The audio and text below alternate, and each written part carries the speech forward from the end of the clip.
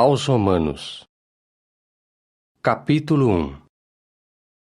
Paulo, escravo de Jesus Cristo e chamado para ser apóstolo, separado para as boas novas de Deus, que ele prometeu outrora por intermédio de seus profetas nas Sagradas Escrituras, a respeito de seu Filho, o qual procedeu do descendente de Davi segundo a carne, mas que, com poder, foi declarado Filho de Deus, segundo o Espírito de Santidade por meio da ressurreição dentre os mortos.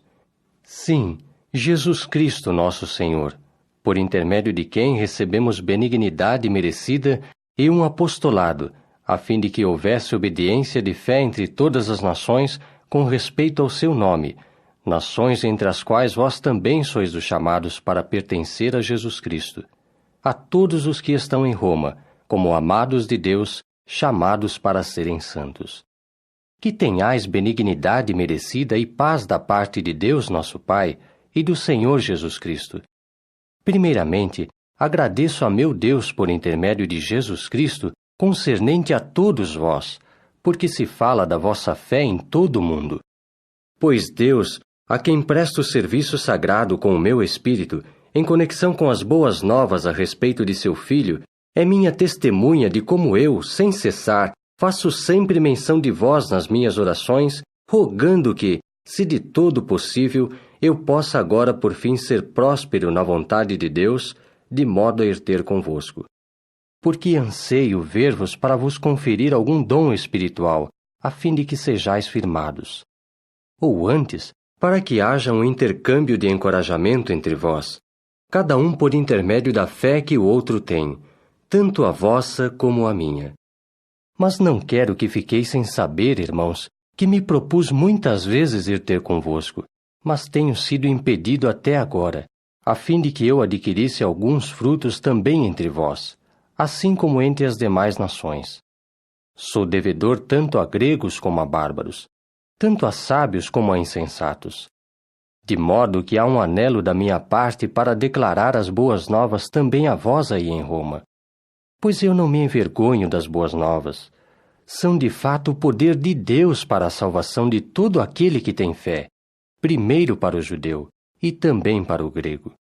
Pois nelas é que se revela a justiça de Deus em razão da fé, e para com a fé, assim como está escrito. Mas o justo por meio da fé é que viverá. Pois o furor de Deus está sendo revelado desde o céu contra toda impiedade e injustiça dos homens que suprimem a verdade de modo injusto. Porque aquilo que se pode saber sobre Deus é manifesto entre eles, porque Deus lhe o manifestou.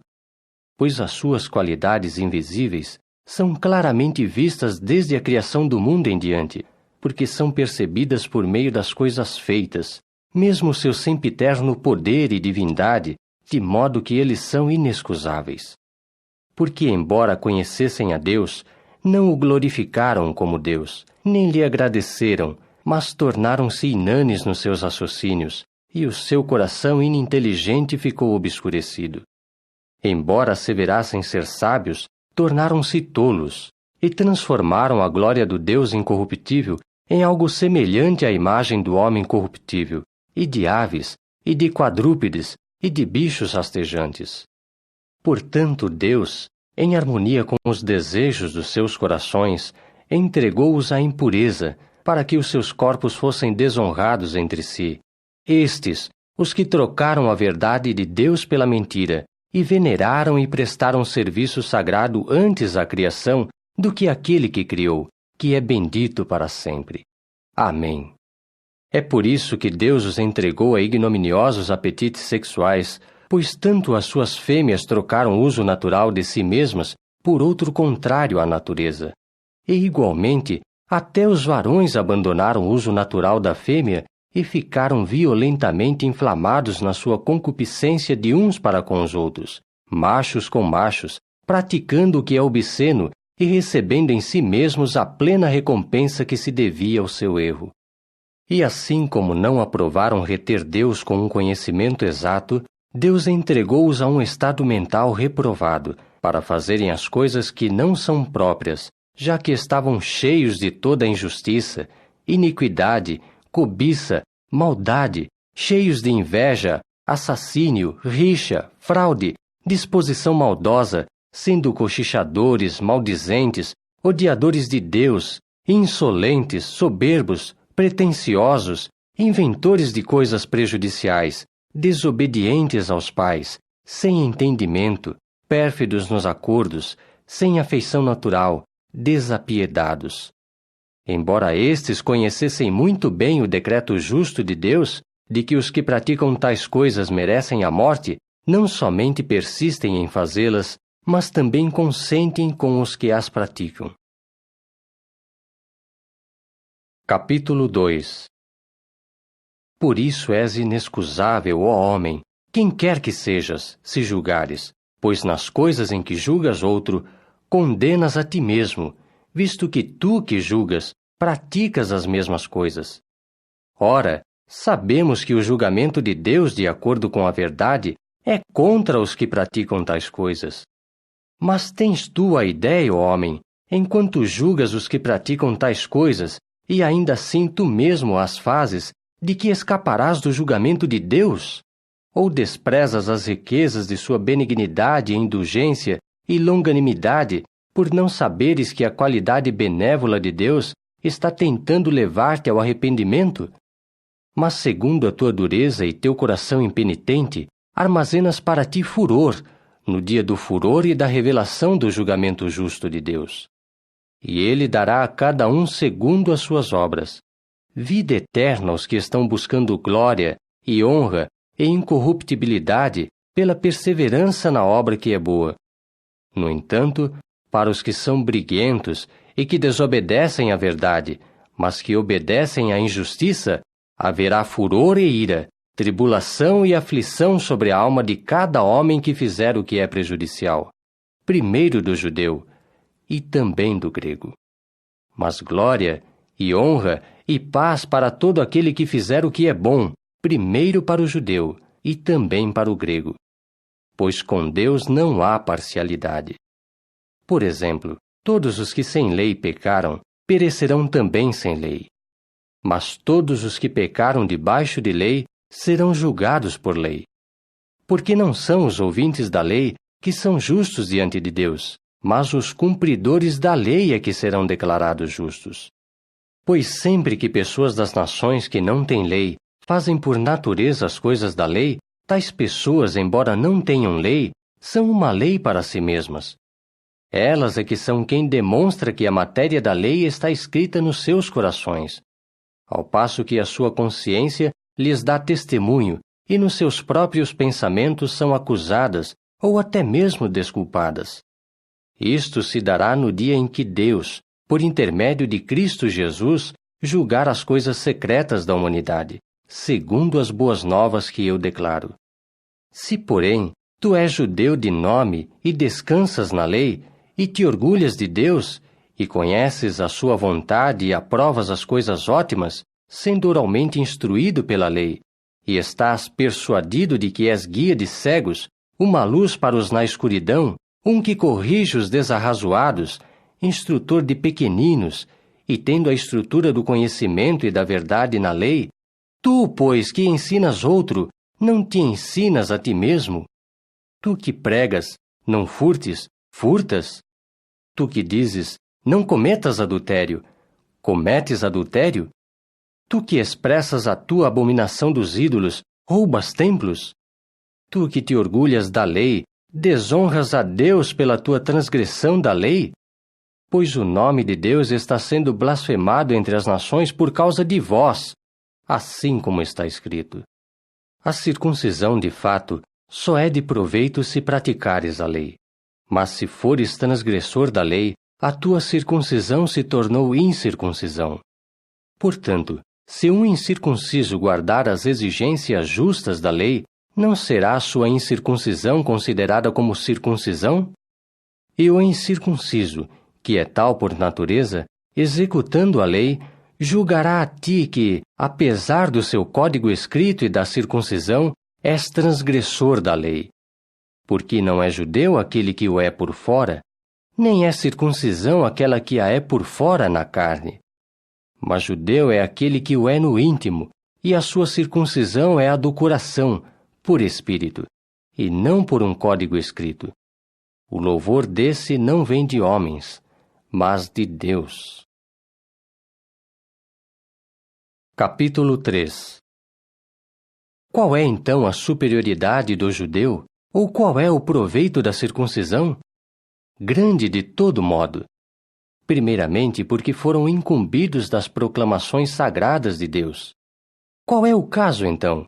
Se alguns não expressaram fé, porventura fará sua falta de fé que a fidelidade de Deus seja sem efeito?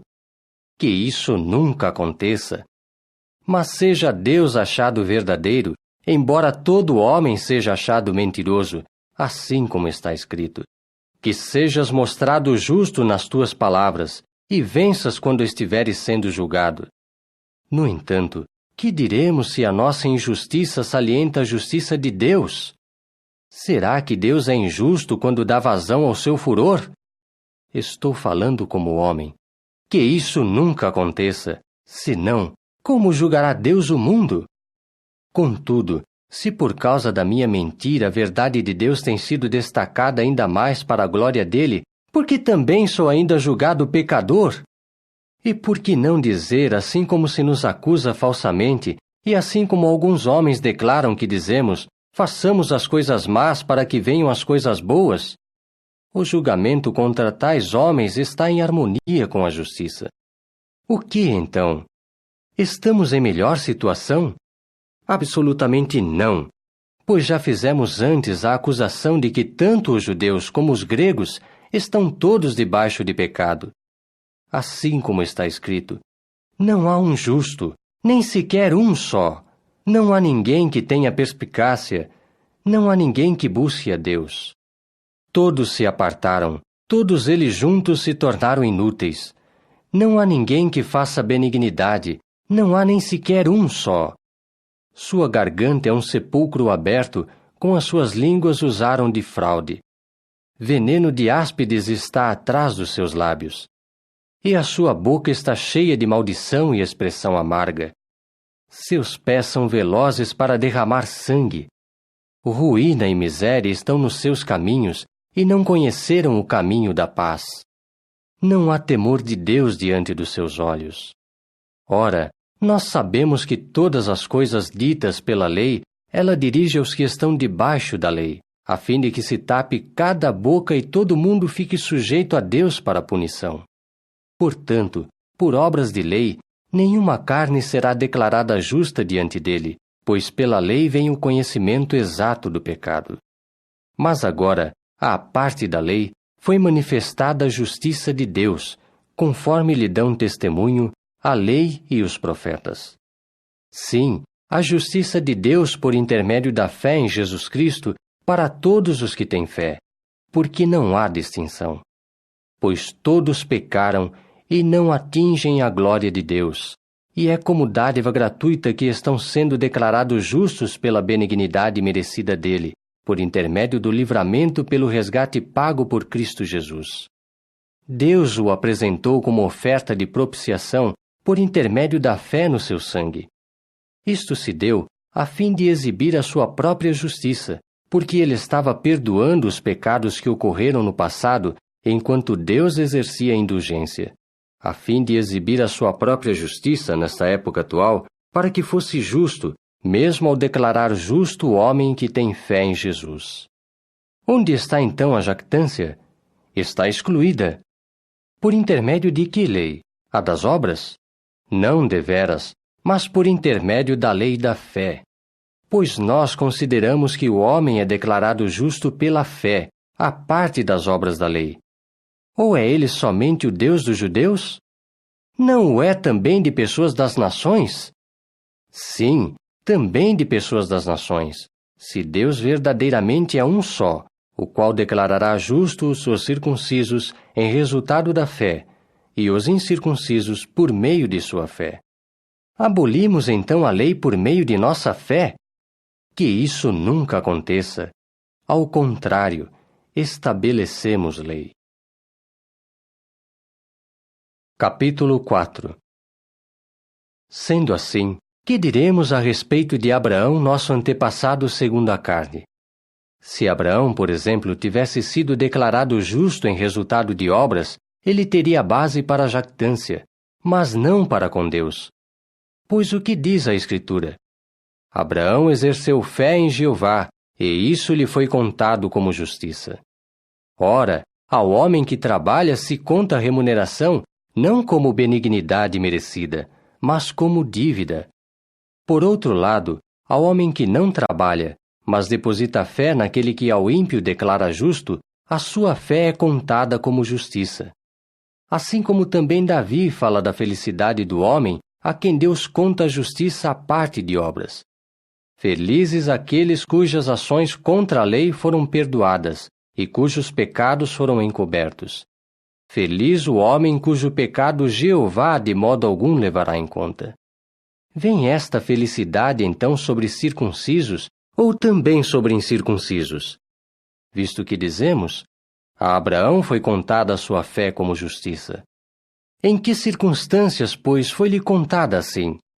Quando estava na circuncisão ou na incircuncisão? Não na circuncisão, mas na incircuncisão.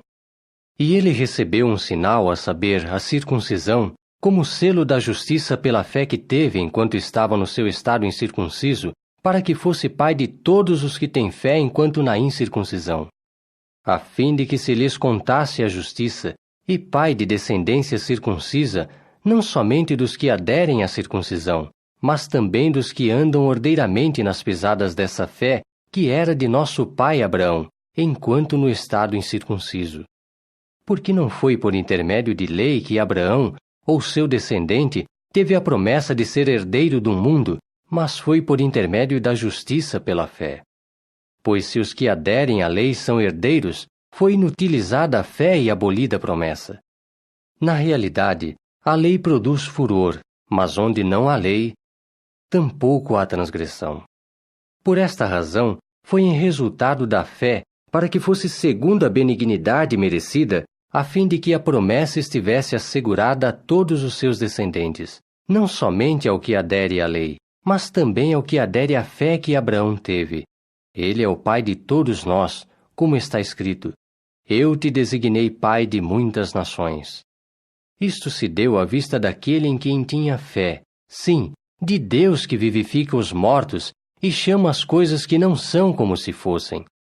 Embora além de esperança, contudo baseado na esperança, ele teve fé para tornar-se pai de muitas nações, de acordo com o que se dissera: Assim será o teu descendente.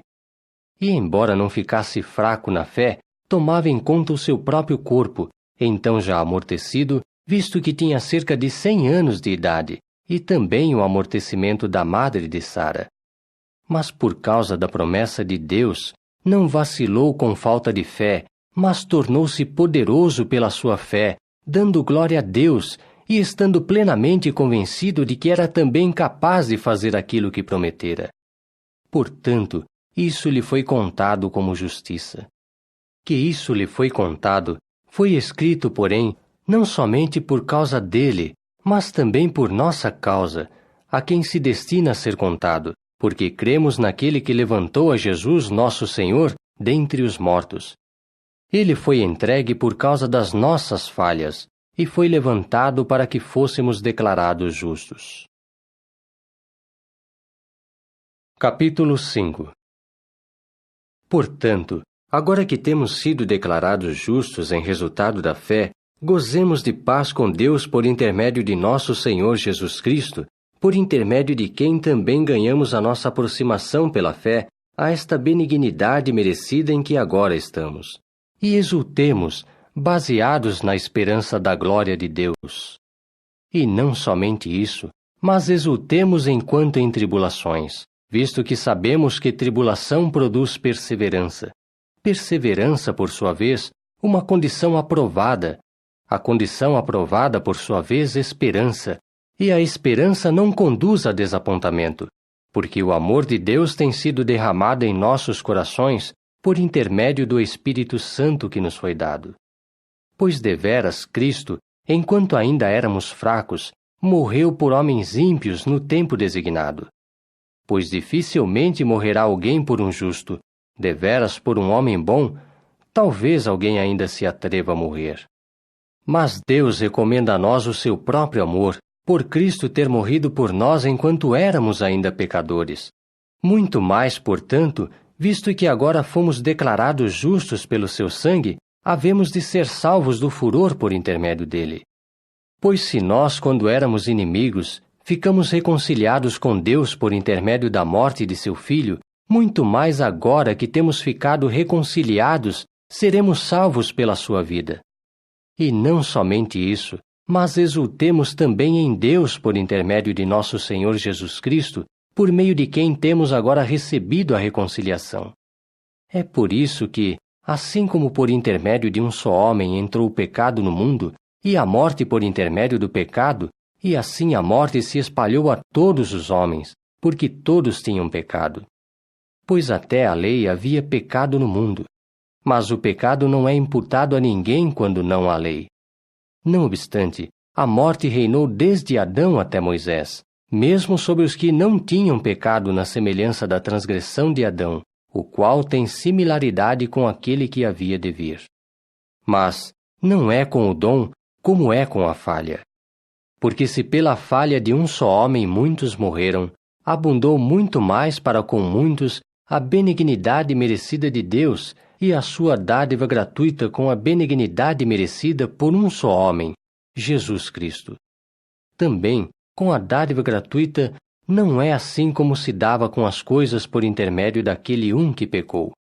Pois o julgamento resultou de uma só falha em condenação, mas o dom resultou de muitas falhas numa declaração de justiça. Porque se pela falha de um só homem a morte reinou por intermédio daquele um, muito mais aqueles que recebem a abundância da benignidade merecida e da dádiva gratuita da justiça reinarão em vida por intermédio de um só, Jesus Cristo. Assim, pois, como por intermédio de uma só falha resultou a condenação para homens de toda a sorte, do mesmo modo também por um só ato de justificação resulta para homens de toda a sorte serem declarados justos para a vida. Pois assim como pela desobediência de um só homem muitos foram constituídos pecadores, do mesmo modo também pela obediência de um só, muitos serão constituídos justos. Ora, a lei veio além disso, a fim de que abundasse a falha. Mas onde abundou a falha, a benignidade merecida abundou ainda mais. Para que fim? Para que assim como o pecado reinou com a morte, do mesmo modo também a benignidade merecida reinasse por intermédio da justiça, visando a vida eterna por intermédio de Jesus Cristo, nosso Senhor. Capítulo 6. Consequentemente, o que diremos? Continuaremos no pecado para que abunde a benignidade merecida? Que isso nunca aconteça. Visto que morremos no que se refere ao pecado, como persistiremos em viver ainda nele? Ou não sabeis que todos nós, os que fomos batizados em Cristo Jesus, fomos batizados na sua morte?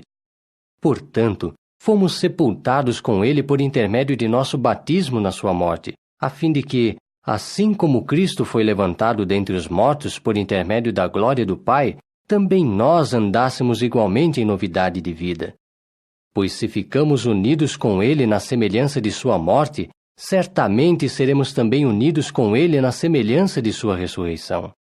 Porque sabemos que a nossa velha personalidade foi pregada na estaca com ele, para que o nosso corpo pecaminoso ficasse inativo, a fim de que não fôssemos mais escravos do pecado. Pois aquele que morreu foi absolvido do seu pecado. Ademais, se temos morrido com Cristo, cremos que também havemos de viver com ele. Pois sabemos que Cristo não morre mais, agora que tem sido levantado dentre os mortos. A morte não domina mais sobre ele. Quanto à morte em que morreu, ele morreu uma vez para sempre no que se refere ao pecado. Mas a vida que ele vive no que se refere a Deus. Do mesmo modo também vós, considerai-vos deveras mortos no que se refere ao pecado, mas vivos no que se refere a Deus por Cristo Jesus. Portanto, não deixeis que o pecado continue a reinar em vossos corpos mortais, para obedecerdes aos seus desejos.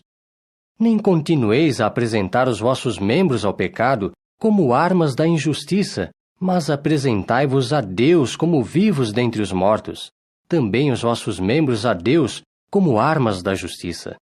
Pois o pecado não deve dominar sobre vós, visto que não estáis debaixo de lei, mas debaixo de benignidade merecida. Que se segue daí?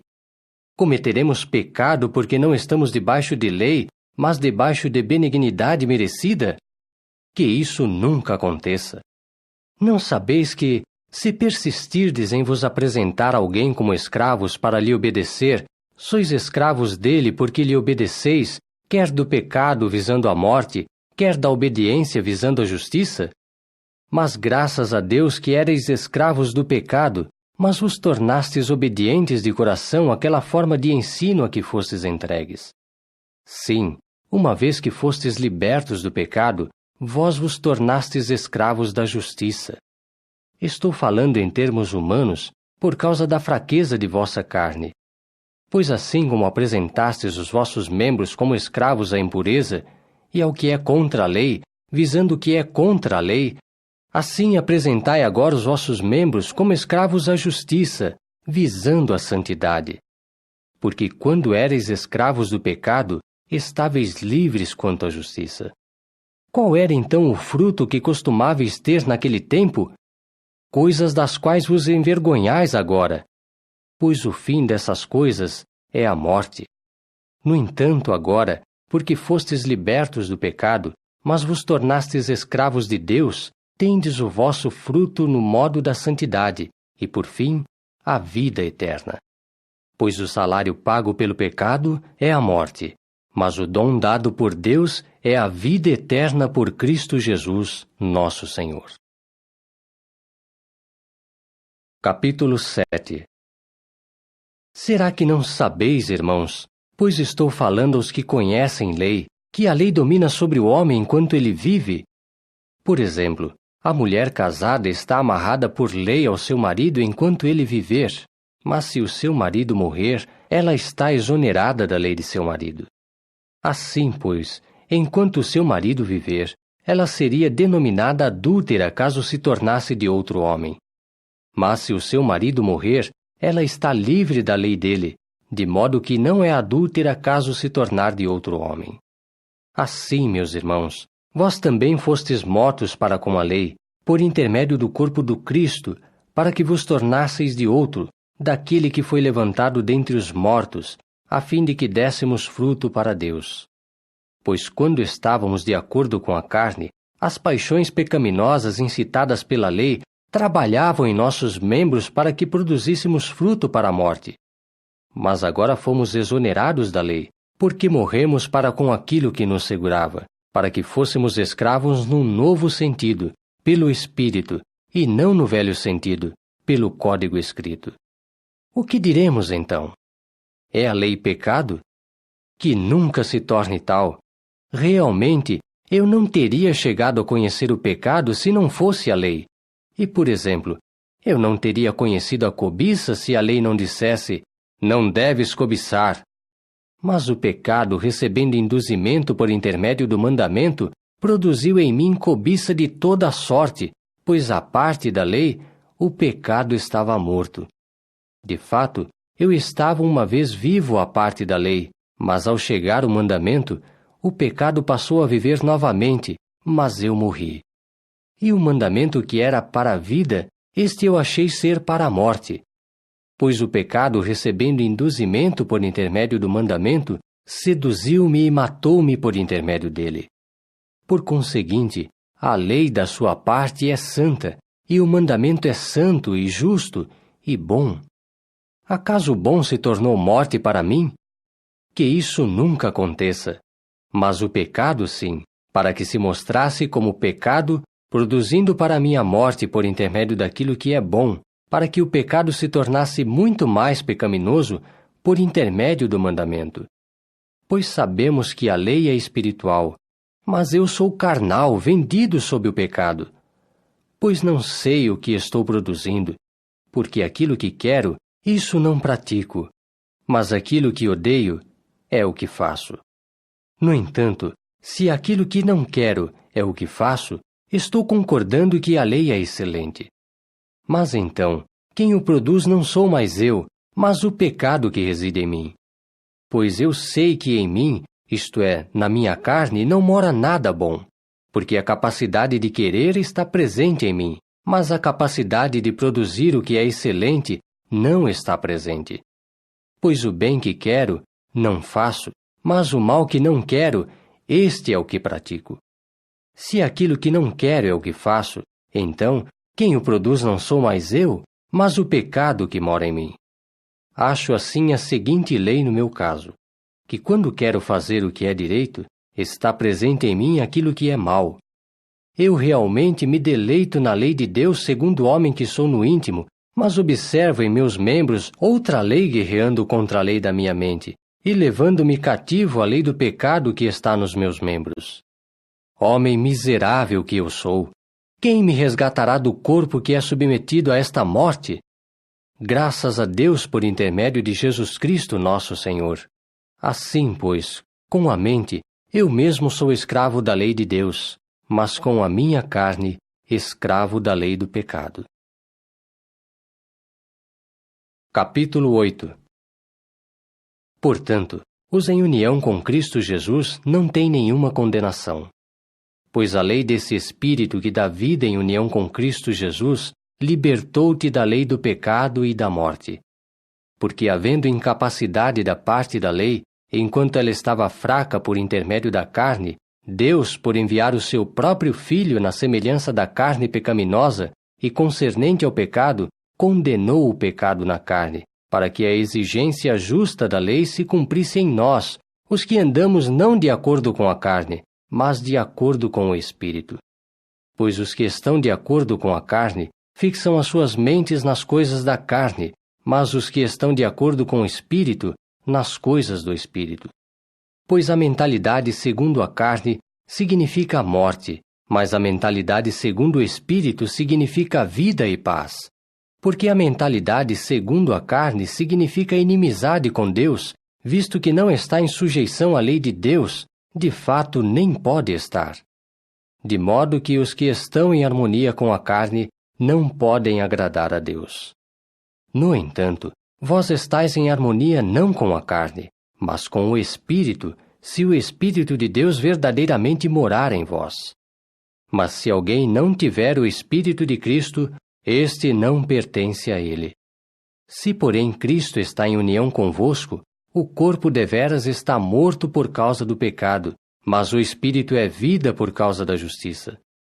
Então, se morar em vós o Espírito daquele que levantou a Jesus dentre os mortos, aquele que levantou a Cristo Jesus dentre os mortos, também vivificará os vossos corpos mortais por intermédio do seu Espírito que reside em vós. Assim, pois, irmãos, não temos obrigação para com a carne, para viver de acordo com a carne. Pois se viverdes de acordo com a carne, certamente morrereis. Mas se pelo Espírito entregardes à morte as práticas do corpo, vivereis.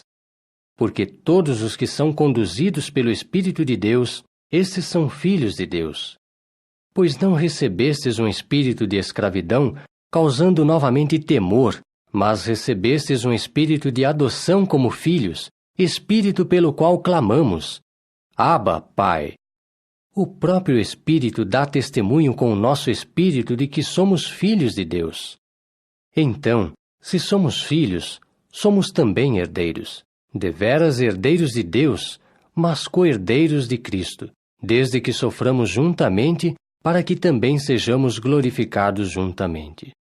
Consequentemente, eu considero os sofrimentos da época atual como não importando em nada em comparação com a glória que há de ser revelada em nós.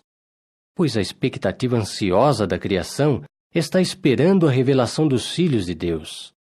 Porque a criação estava sujeita à futilidade, não de sua própria vontade, mas por intermédio daquele que a sujeitou, à base da esperança de que a própria criação será também liberta da escravização à corrupção, e terá a liberdade gloriosa dos filhos de Deus. Pois sabemos que toda a criação junta persiste em gemer, e junta está em dores até agora. Não somente isso, mas também nós mesmos, os que temos as primícias, a saber, o Espírito, sim, nós mesmos gememos em nosso íntimo, ao passo que esperamos seriamente a adoção como filhos, sermos livrados de nossos corpos por meio de resgate. Pois fomos salvos nesta esperança, mas a esperança que se vê não é esperança, porque quando um homem vê uma coisa, acaso está esperando por ela? Mas se esperamos por aquilo que não vemos, persistimos em esperar com perseverança. De maneira semelhante, o Espírito também se junta com ajuda para a nossa fraqueza, pois não sabemos o problema de em prol de que devemos orar, assim como necessitamos, mas o próprio Espírito implora por nós com gemidos não pronunciados. Contudo, aquele que pesquisa os corações sabe o sentido do Espírito, porque está intercedendo de acordo com Deus a favor dos santos. Ora, nós sabemos que Deus faz que todas as suas obras cooperem para o bem daqueles que amam a Deus, os que são os chamados segundo o seu propósito, porque aqueles a quem deu o seu primeiro reconhecimento, a esses também predeterminou que fossem modelados segundo a imagem de seu Filho, para que este fosse primogênito entre muitos irmãos. Ademais, os que ele predeterminou são também os que chamou, e os que ele chamou são também os que declarou justos. Finalmente, os que ele declarou justos são também os que glorificou. Que diremos então quanto a estas coisas? Se Deus é por nós, quem será contra nós? Aquele que nem mesmo poupou o seu próprio Filho, mas o entregou por todos nós, por que não nos dará também com ele bondosamente todas as outras coisas? Quem levantará acusação contra os escolhidos de Deus? É Deus quem os declara justos. Quem é que condenará? Cristo Jesus é aquele que morreu. Sim, antes é aquele que foi levantado dentre os mortos, que está à direita de Deus, que também intercede por nós. Quem nos separará do amor do Cristo? Acaso tribulação, ou aflição, ou perseguição, ou fome, ou nudez, ou perigo, ou espada? Assim como está escrito: por tua causa estamos sendo entregues à morte o dia inteiro, temos sido considerados como ovelhas para a matança. Ao contrário, em todas estas coisas estamos sendo completamente vitoriosos por intermédio daquele que nos amou. Pois estou convencido de que nem a morte, nem a vida, nem anjos, nem governos, nem coisas presentes, nem coisas por vir, nem poderes, nem altura, nem profundidade, nem qualquer outra criação será capaz de nos separar do amor de Deus que está em Cristo Jesus, nosso Senhor. Capítulo 9. Digo a verdade em Cristo. Não estou mentindo, visto que a minha consciência dá testemunho comigo, em Espírito Santo, de que tenho grande pesar e incessante dor no meu coração.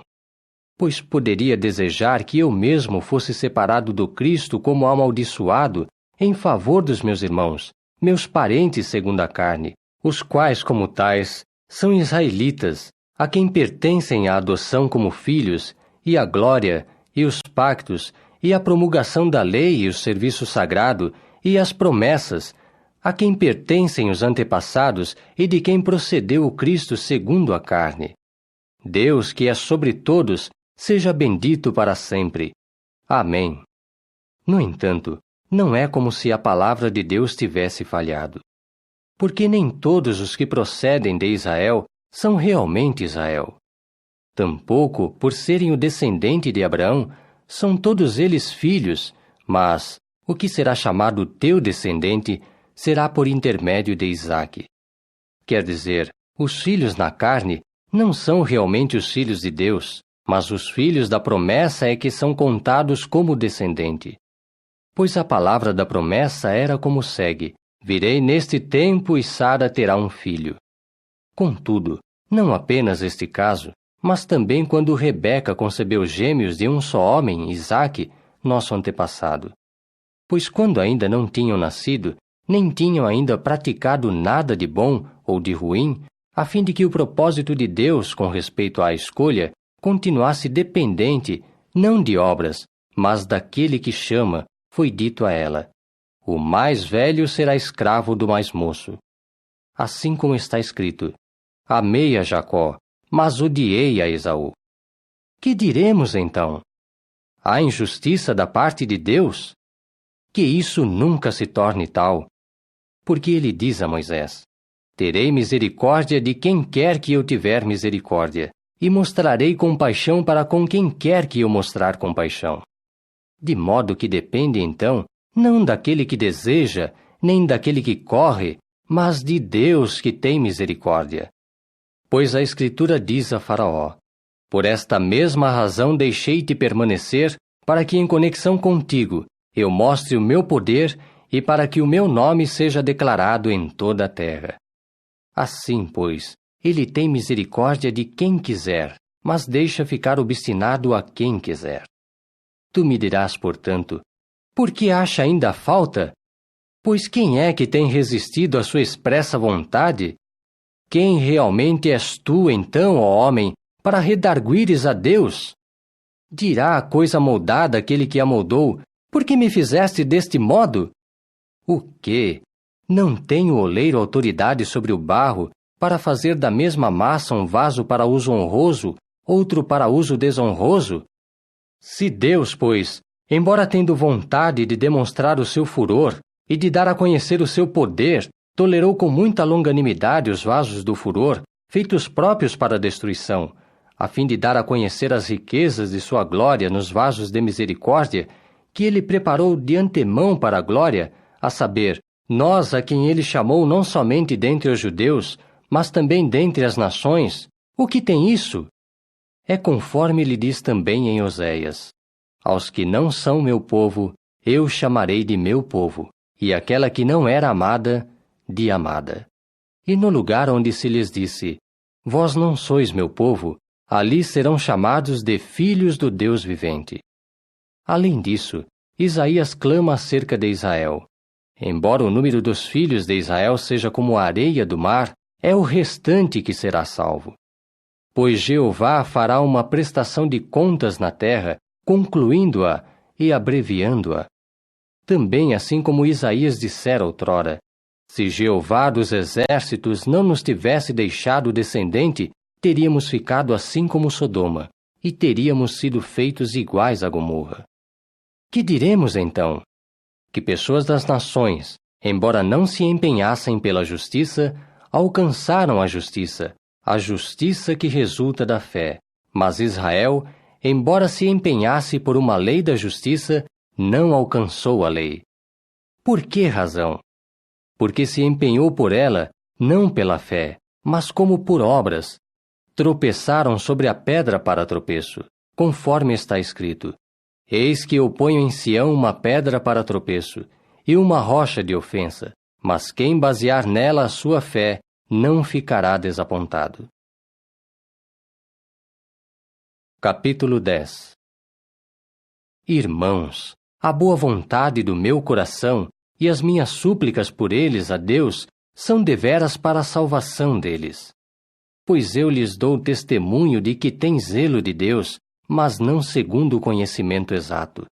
Pois por não conhecerem a justiça de Deus, mas buscarem estabelecer a sua própria, não se sujeitaram à justiça de Deus. Porque Cristo é o fim da lei, para que todo aquele que exercer fé possa ter justiça. Pois Moisés escreve que o homem que tem feito a justiça da lei viverá por ela.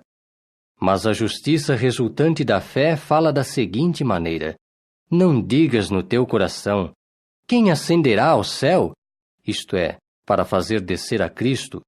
Ou quem descerá ao abismo? Isto é, para fazer subir a Cristo dentre os mortos. Mas o que diz? A palavra está perto de ti, na tua própria boca e no teu próprio coração.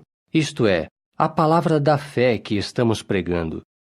Pois se declarares publicamente essa palavra na tua própria boca, que Jesus é Senhor, e no teu coração exerceres fé, que Deus o levantou dentre os mortos, serás salvo. Porque com o coração se exerce fé para a justiça, mas com a boca se faz declaração pública para a salvação. Pois a Escritura diz: Ninguém que basear nele a sua fé ficará desapontado. Pois não há distinção entre judeu e grego, porque há o mesmo Senhor sobre todos, que é rico para com todos os que o invocam. Pois todo aquele que invocar o nome de Jeová será salvo. No entanto, como invocarão aquele em quem não depositaram fé? Por sua vez, como depositarão fé naquele de quem não ouviram falar? Por sua vez, como ouvirão se não houver quem pregue? Por sua vez, como pregarão a menos que tenham sido enviados? Assim como está escrito: quão lindos são os pés daqueles que declaram boas novas de coisas boas. Não obstante, nem todos obedeceram às boas novas. Pois Isaías diz: Jeová, quem depositou fé na coisa ouvida de nós? De modo que a fé segue a coisa ouvida. Por sua vez, a coisa ouvida vem por intermédio da palavra acerca de Cristo. Não obstante, pergunto: será que ficaram sem ouvir? Ora, de fato o som deles saiu por toda a terra, e as suas pronunciações até as extremidades da terra habitada. Não obstante, pergunto: será que Israel ficou sem saber? Primeiro Moisés diz: eu vos incitarei ao ciúme por intermédio daquilo que não é nação. Eu vos incitarei à ira violenta por intermédio de uma nação estúpida. Mas Isaías torna-se muito ousado e diz: fui achado por aqueles que não me buscavam. Tornei-me manifesto aos que não perguntavam por mim. Mas com respeito a Israel, ele diz: o dia inteiro estendi as minhas mãos para um povo desobediente e contradizente.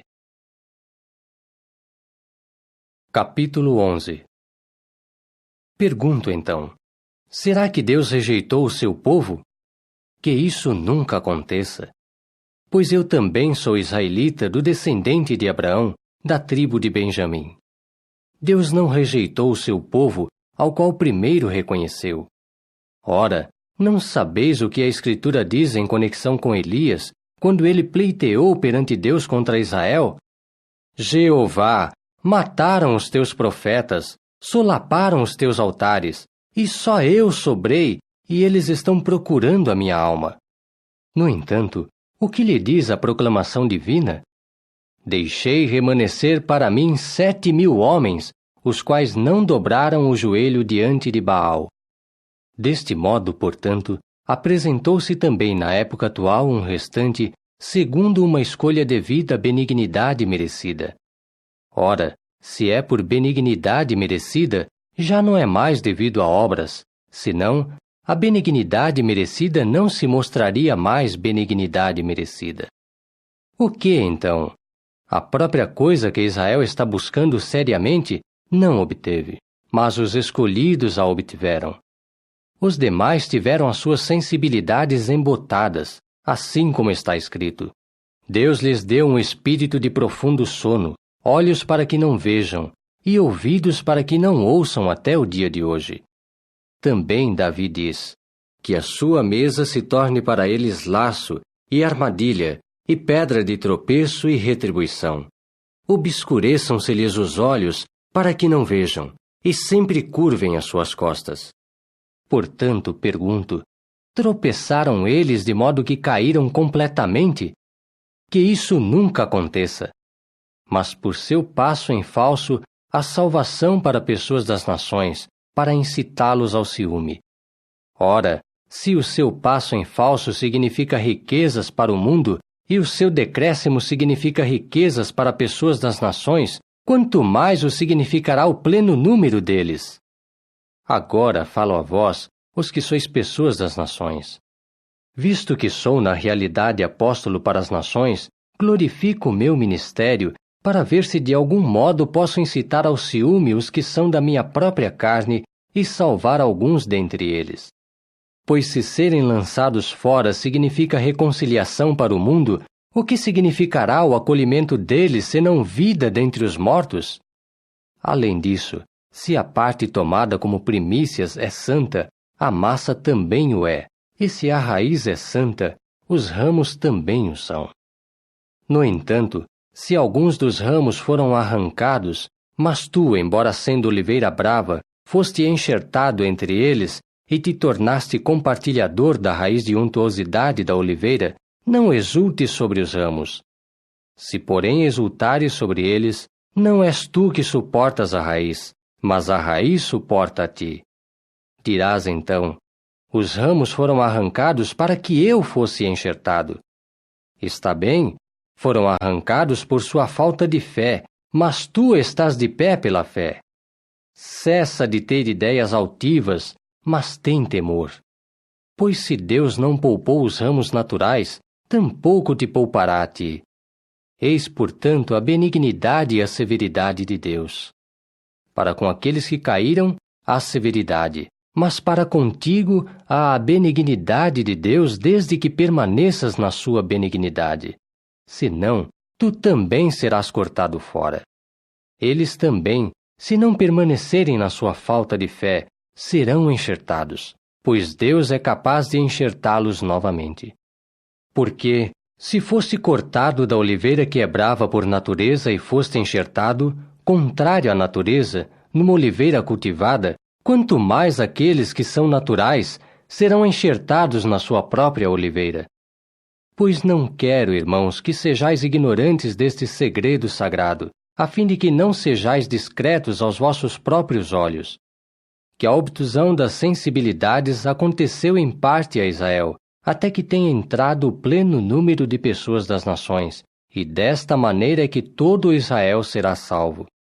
Assim como está escrito: o libertador sairá de Sião e afastará de Jacó as práticas ímpias. E este é o pacto da minha parte com eles, quando eu tirar os seus pecados. Verdadeiramente eles, com referência às boas novas, são inimigos por vossa causa, mas com referência à escolha de Deus, são amados por causa de seus antepassados. Pois os dons e a chamada de Deus não são coisas que ele deplorará. Pois, assim como fostes uma vez desobedientes a Deus, porém, mostrou-se agora misericórdia para convosco por causa da desobediência deles, assim também estes têm sido agora desobedientes, resultando em misericórdia para vós, para que se mostrasse agora também misericórdia para com eles. Porque Deus encerrou todos juntos na desobediência, a fim de mostrar misericórdia para com todos eles. Ó profundidade das riquezas, e da sabedoria e do conhecimento de Deus! Quão inescrutáveis são os seus julgamentos, e além de pesquisa são os seus caminhos! Pois quem veio a conhecer a mente de Jeová, ou quem se tornou o seu conselheiro? Ou quem primeiro lhe deu de modo que se lhe tenha de pagar de volta? Porque todas as coisas são dele, e por ele, e para ele. Glória a ele para sempre. Amém. Capítulo 12.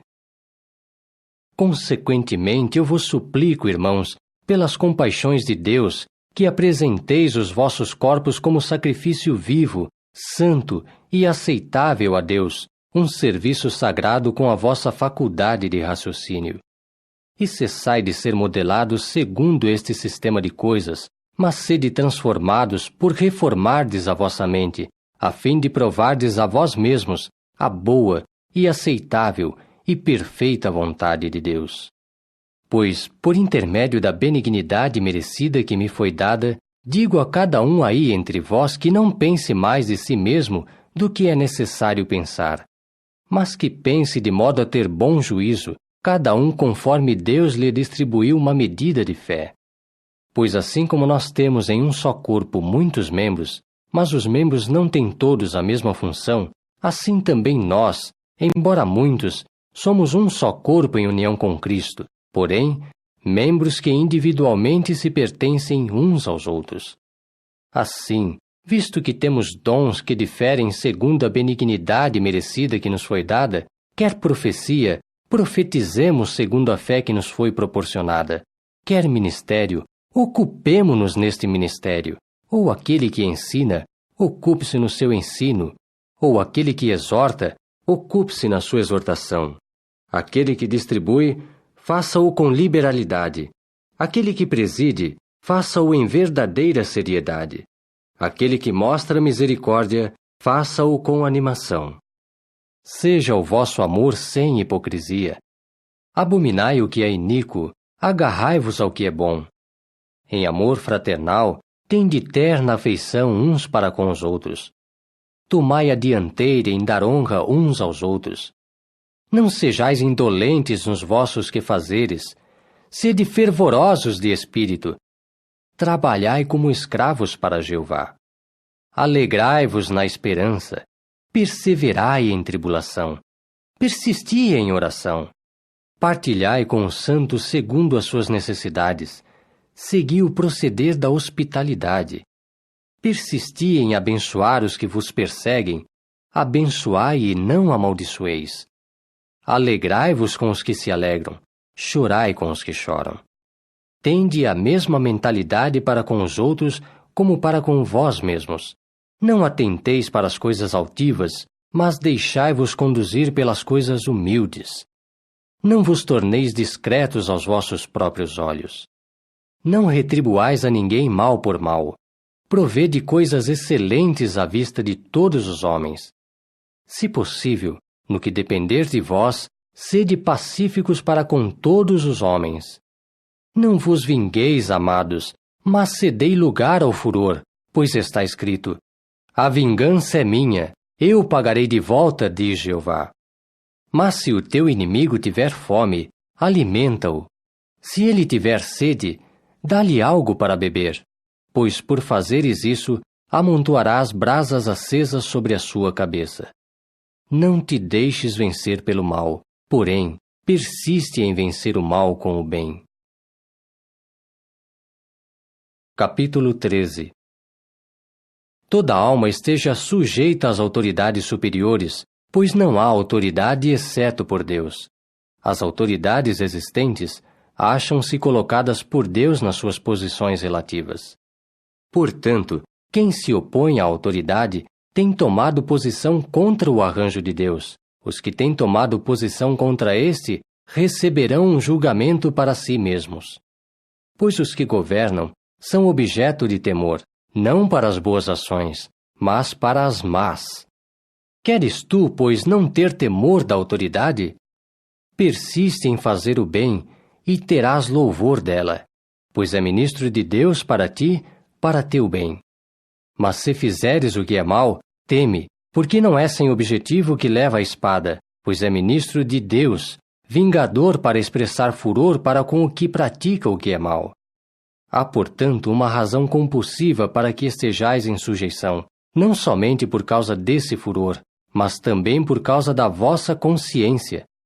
Pois é também por isso que pagais impostos, porque eles são servidores públicos de Deus, servindo constantemente com este mesmo objetivo. Rendei a todos o que lhes é devido, a quem exigir imposto, o imposto, a quem exigir tributo, o tributo, a quem exigir temor, tal temor, a quem exigir honra, tal honra. A ninguém fiqueis devendo coisa alguma, exceto que vos ameis uns aos outros, pois quem ama o seu próximo tem cumprido a lei. Pois o código da lei: não deves cometer adultério, não deves assassinar, não deves furtar, não deves cobiçar e qualquer outro mandamento que haja, está englobado nesta palavra, a saber, tens de amar o teu próximo como a ti mesmo.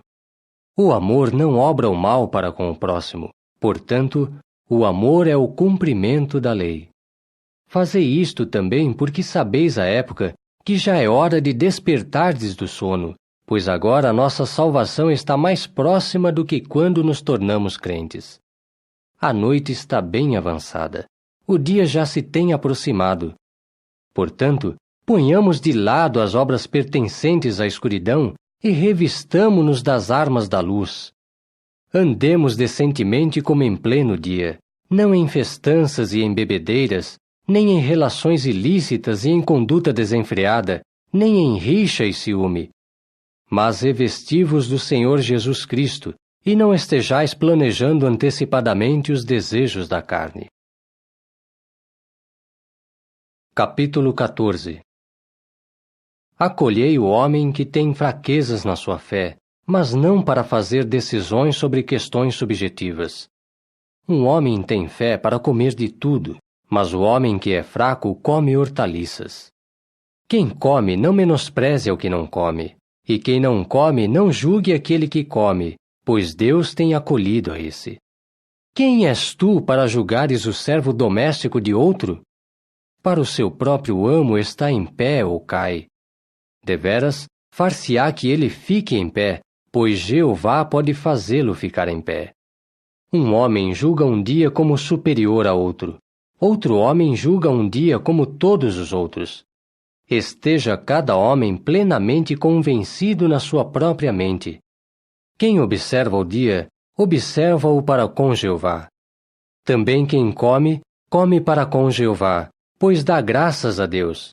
E aquele que não come para com Jeová, contudo dá graças a Deus. Nenhum de nós, de fato, vive somente para si mesmo, e ninguém morre somente para si mesmo.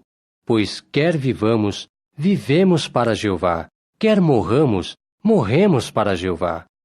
Portanto, quer vivamos, quer morramos, pertencemos a Jeová. Pois para este fim morreu Cristo e passou a viver novamente, para que fosse Senhor tanto sobre mortos como sobre viventes. Mas por que julgas tu o teu irmão? Ou por que menosprezas também o teu irmão?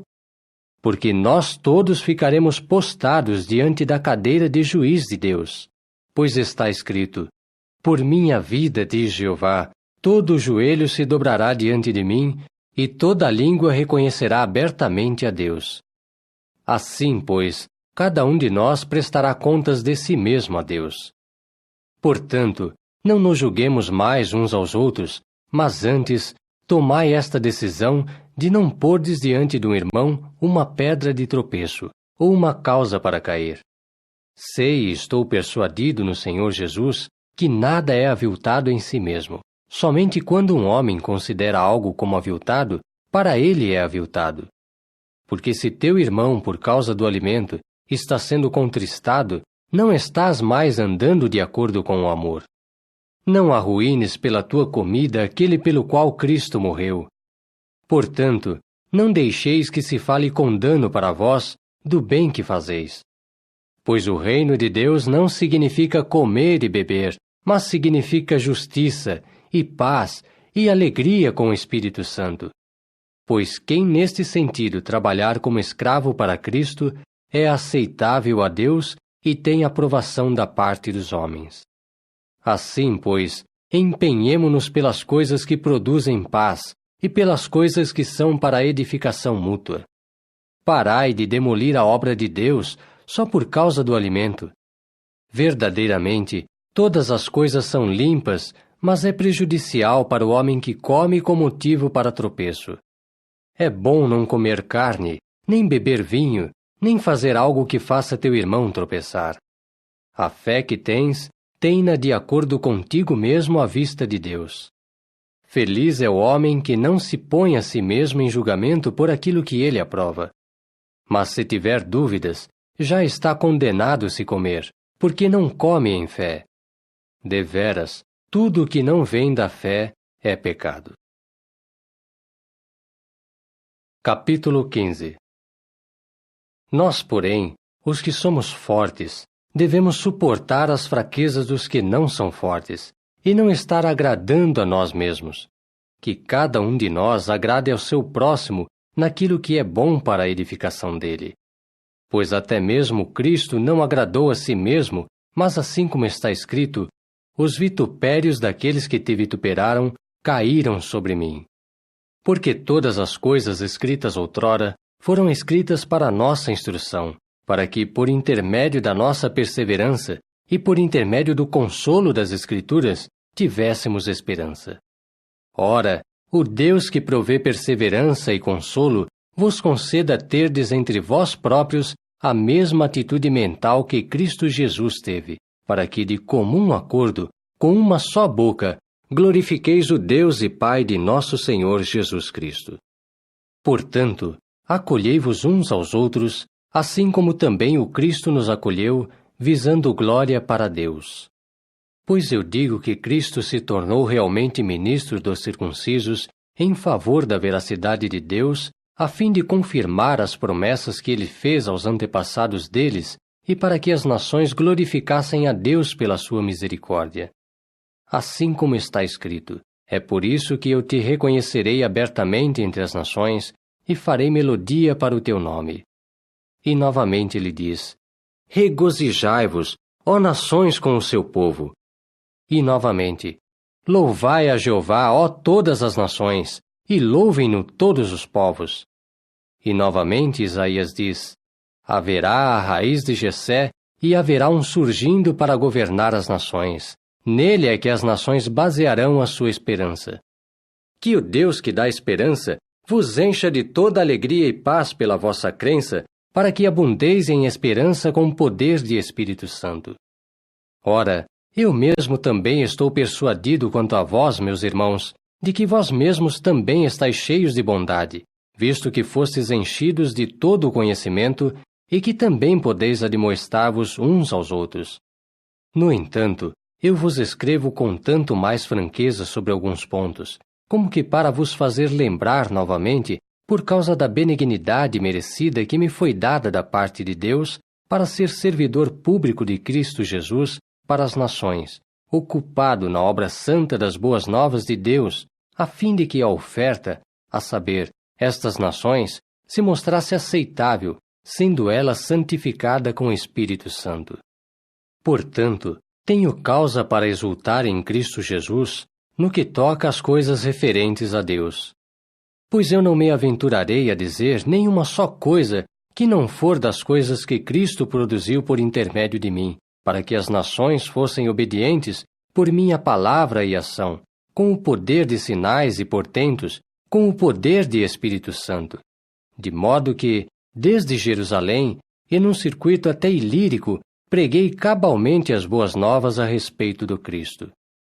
Deste modo, deveras, tomei por meu alvo não declarar as boas novas onde Cristo já tinha sido mencionado por nome, a fim de não edificar sobre o alicerce de outro homem. Mas assim como está escrito, aqueles a quem nenhum anúncio se fez a respeito dele, verão, e os que não ouviram, entenderão. Portanto, fui também muitas vezes impedido de chegar a vós. Mas agora que não tenho mais território virgem nestas regiões, e já por alguns anos tenho tido anseio de chegar a vós, quando eu estiver em caminho para a Espanha, espero, acima de tudo, quando eu estiver em viagem para lá, poder ver-vos e ser escoltado por vós parte do caminho para lá, depois de eu ter sido primeiro satisfeito em alguma medida pela vossa companhia. Mas agora estou para viajar a Jerusalém para ministrar aos santos. Porque os da Macedônia e da Acaia agradaram-se em partilhar as suas coisas por meio de uma contribuição para os pobres, que são dos santos em Jerusalém. Verdadeiramente, eles se agradaram em fazer isso, e, contudo, eram devedores deles.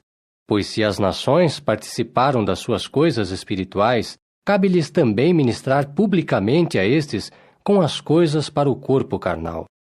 Assim, depois de eu ter terminado isso, e de lhes ter levado em segurança este fruto, partirei, passando por vós em caminho para a Espanha. Além disso, sei que, quando eu chegar a vós, chegarei com uma plena medida de bênção da parte de Cristo. Exorto-vos agora, irmãos, por intermédio de nosso Senhor Jesus Cristo, e por intermédio do amor do Espírito, que vos esforceis comigo em orações a Deus por mim, para que eu seja livrado dos incrédulos na Judéia, e para que o meu ministério, que é para Jerusalém, se mostre aceitável aos santos, de modo que, quando eu chegar a vós com alegria, pela vontade de Deus, eu seja reanimado junto convosco. O Deus que dá paz esteja com todos vós. Amém. Capítulo 16. Recomendo-vos Febe, nossa irmã, que é ministra da congregação que está em Cencreia, a fim de que a acolhais no Senhor do modo digno dos santos, e para que a auxilieis em qualquer assunto em que possa necessitar de vós, pois ela mesma também se mostrou defensora de muitos, sim, de mim mesmo. Dai os meus cumprimentos a Prisca e Áquila, meus colaboradores em Cristo Jesus, que pela minha alma arriscaram seus próprios pescoços, aos quais não somente eu, mas também todas as congregações das nações expressamos agradecimentos, e cumprimentai a congregação que está na casa deles. Cumprimentai o meu amado Epêneto, que é uma das primícias da Ásia para Cristo. Cumprimentai Maria, que tem realizado muitos labores para vós. Cumprimentai Andrônico e Júnias, meus parentes e meus companheiros de cativeiro, que são homens notáveis entre os apóstolos, e que têm estado em união com Cristo por mais tempo do que eu. Dai os meus cumprimentos a Amplíato, meu amado no Senhor. Cumprimentai Urbano, nosso colaborador em Cristo, e meu amado Estaques. Cumprimentai Apeles, o aprovado em Cristo. Cumprimentai-os da família de Aristóbulo. Cumprimentai Herodião, meu parente. Cumprimentai-os da família de Narciso, que estão no Senhor. Cumprimentai Trifena e Trifosa, mulheres que trabalharam arduamente no Senhor. Cumprimentai Pérside, nossa amada, pois ela realizou muitos labores no Senhor. Cumprimentai Rufo, o escolhido no Senhor, e sua mãe e minha. Cumprimentai Asíncrito, Flégon, Hermes, Pátrobas, Hermas e os irmãos com eles. Cumprimentai Filólogo e Júlia, Nereu e sua irmã, e Olimpas, e todos os santos com eles. Cumprimentai-vos uns aos outros com beijo santo. Todas as congregações do Cristo vos cumprimentam. Exorto-vos agora, irmãos, que fiqueis de olho nos que causam divisões e motivos para tropeço contra o ensino que aprendestes, e que os eviteis. Pois homens dessa sorte são escravos, não de nosso Senhor Cristo, mas de seus próprios ventres, e com conversa suave e palavras elogiosas seduzem os corações dos cândidos. Pois a vossa obediência tem sido notada por todos. Alegro-me, portanto, convosco. Mas quero que sejais sábios quanto ao que é bom, porém inocentes quanto ao que é mau. O Deus que dá paz por sua parte esmagará em breve a Satanás debaixo dos vossos pés. A benignidade merecida de nosso Senhor Jesus seja convosco. Timóteo, meu colaborador, vos cumprimenta, e assim também Lúcio, e Jasão, e Sosípatro, meus parentes. Eu, Tércio, que fiz a escrita desta carta, vos cumprimento no Senhor. Gaio, meu hospedeiro, e o de toda a congregação, vos cumprimenta. Erasto, mordomo da cidade, vos cumprimenta, e assim também Quarto, seu irmão. Ora, aquele que vos pode fazer firmes de acordo com as boas novas que eu declaro, e a pregação de Jesus Cristo, segundo a revelação do segredo sagrado, que por tempos de longa duração tem sido guardado em silêncio, mas que agora tem sido manifestado e tem sido dado a conhecer entre todas as nações por intermédio das Escrituras proféticas, de acordo com o mandado do Deus eterno, para fomentar a obediência pela fé, a Deus, único sábio, seja a glória por intermédio de Jesus Cristo para sempre. Amém.